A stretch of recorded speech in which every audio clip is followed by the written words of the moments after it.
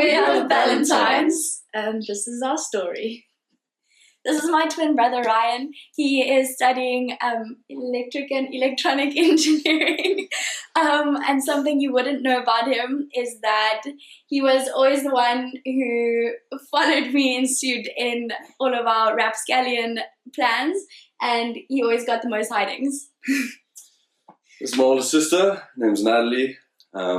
She's doing honours in economics now, and something you probably wouldn't know about her is that she always used to discipline me more so than my mother in a way, because now to discipline me with her looks, Mom would try to discipline me with her hand. Mom was not very good at discipline at all. So. I'm not as bad as I seem. This is my youngest sister. These are my amazing twins. I call them my twinions. One thing you wouldn't know about my sister, her name is Ashley, and she's doing her BA in Human Resources Management. And one thing you wouldn't know about her is she has an incredible ability to play piano, unlike anything you've heard before. And God is going to use this one in prophetic ministry with the piano, but that's coming in the future. That'll happen. Cool. Our story basically, started off when we were really young, when we were, or at least when Ash and I were about 6.5, you were 9? One day we were just kind of playing in a hall, and my mom progressively been getting sicker and sicker in terms of losing her voice. Her voice got very quiet, and she started coughing and having kind of fits like that. But long story short, the one day we were sitting there playing a board game in the hallway. My mother came sprinting past to us. She completely stopped breathing. We got the nebulizer out and that, called my uncle, or tried to call my dad, and what did Dad say then? Just wasn't able to make it. My uncle then came sprinting in, got my mother, took her through the hospital. She lost her voice that day, was diagnosed with a whole bunch of different things. And so for about 5.5 years, was it?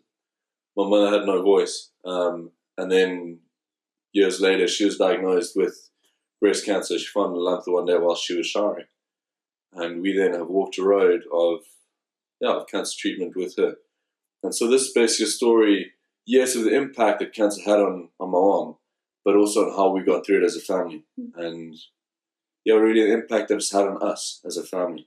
And I think our testimony is also of God's complete hand of healing in my mom's life. She shouldn't be alive. When she lost her voice, it was from spasmodic dysphonia, which was as a result of paraneoplastic proteins, which were released from the breast cancer lump. And she was diagnosed with stage 1. And subsequent to that, she went on immediate red devil treatments and then 12 weeks of staged chemotherapy. And then she had a double mastectomy.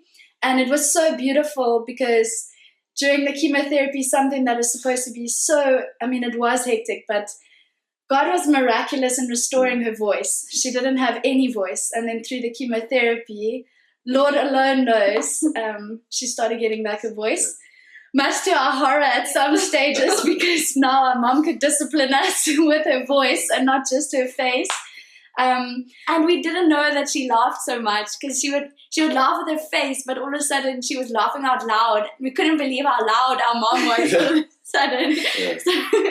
And I think our testimony is God has been so faithful in healing my mom, and this continuous walk since then. She's still on maintenance chemotherapy.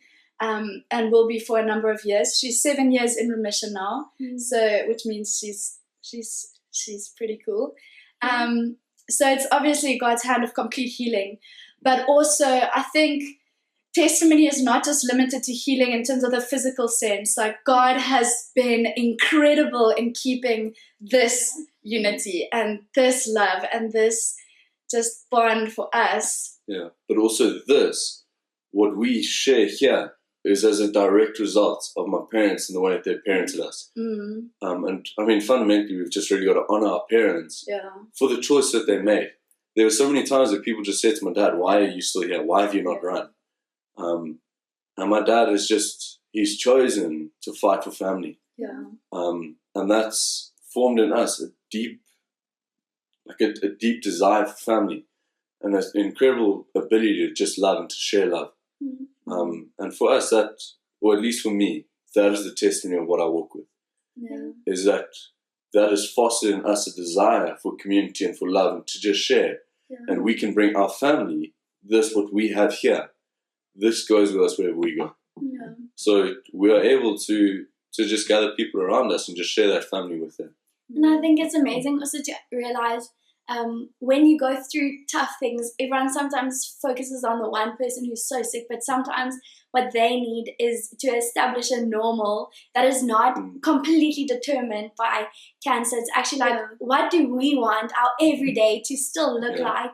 Which was such a beautiful thing as a family to sit down and to be like, yes, cancer is happening, but cancer doesn't have to be the beginning of the end. Like, we serve this incredible God who wants us to look to Him, which is so much beyond just cancer, and so that we can establish a normal now while we're going through this, that when this adrenaline rush of just surviving from day to day is done, that our family unit is still solid. It still doesn't change. Like, we can still continue our normal. And for us, that look, and God is so faithful. Like, just His word says, if you lack wisdom, like, ask for it. And we can testify of how parents just, when they didn't know what to do, like, they would get us together and we would pray and just be like, God, what is your strategy to keep us a normal, to keep us still functioning? Because family is God's heart and it's God's idea. And it works because God is the center of it. And to ask Him for strategies, things like praying every morning, like everybody jumping in the bed. 6 o'clock in the morning. Bit of an issue when Ryan hit his growth spurt and like lying under the bed.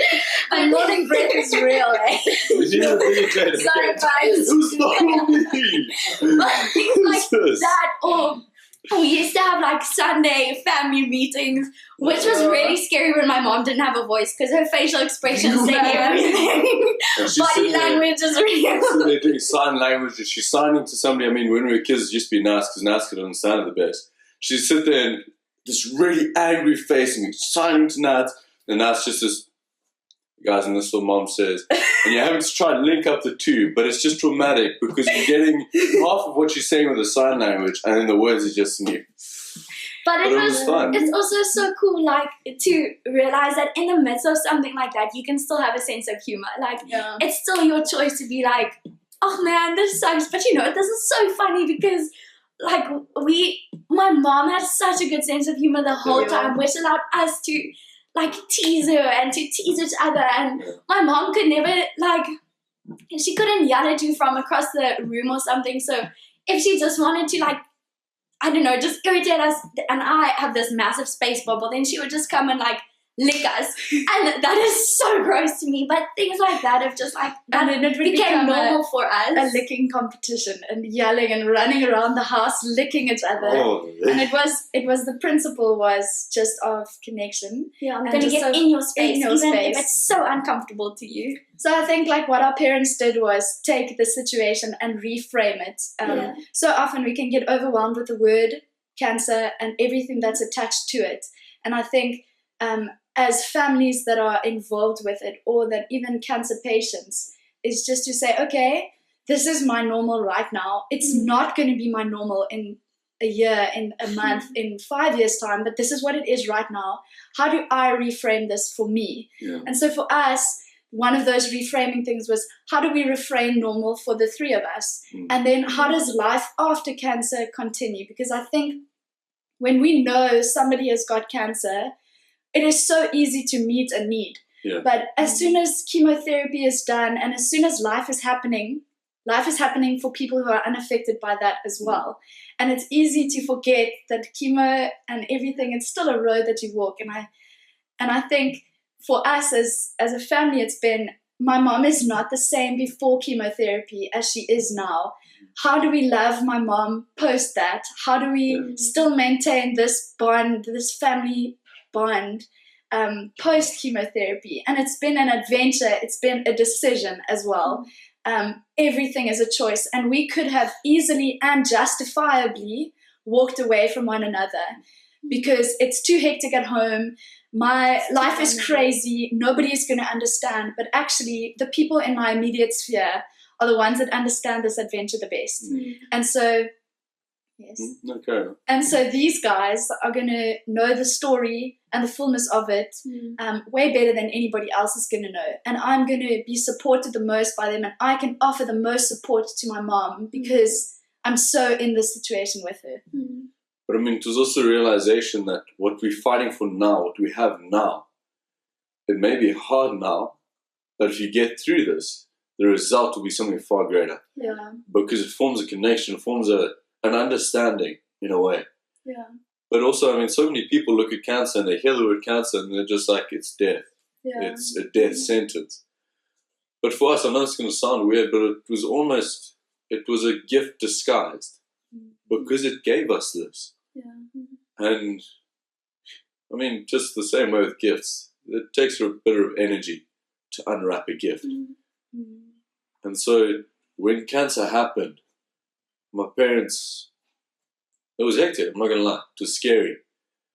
But it was this realization that there's something so real, but yet still we're going to find the family. We're going to find the realness within that. And something that we lived with was that no information is worse than my imagination. Yeah. It was a matter of being real. Don't ever hide something from your kids.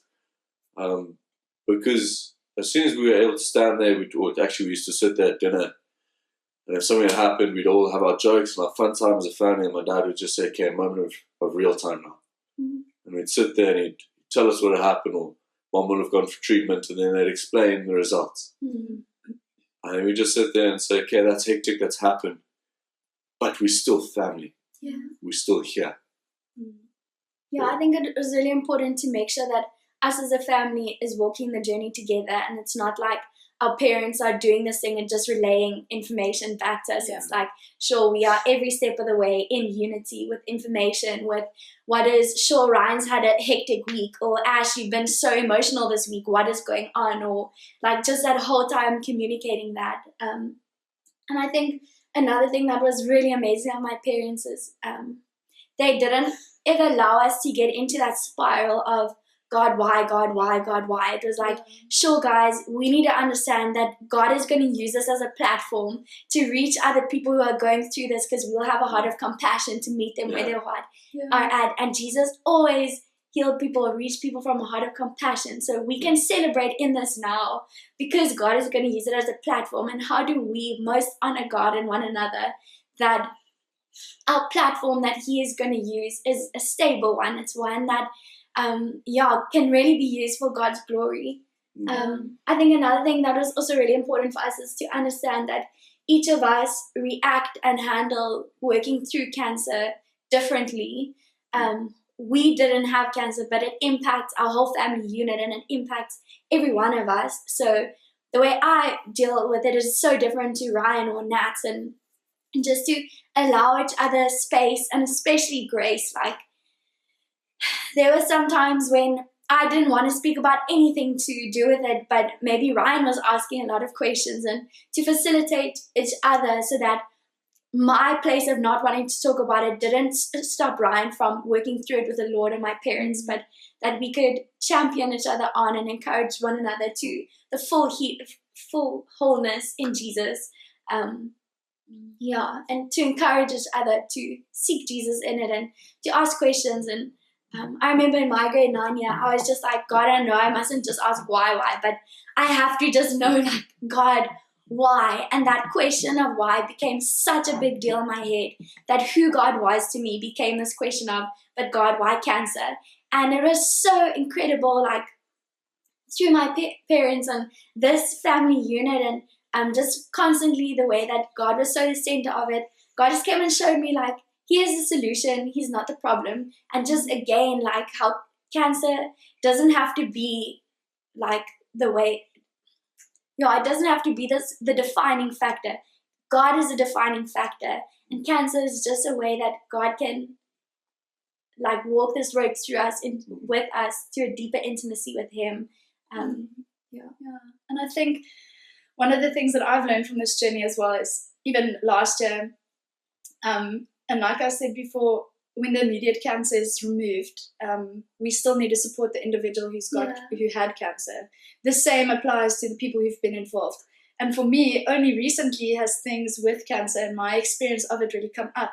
And I think it came up in a fear of loving my mother in case she got cancer again and was removed. How can I love an individual that I believe is going to disappear? And the thing that I've learned is like, my mother has the most unconditional love that I've ever experienced in any human being. And I just honor her for that.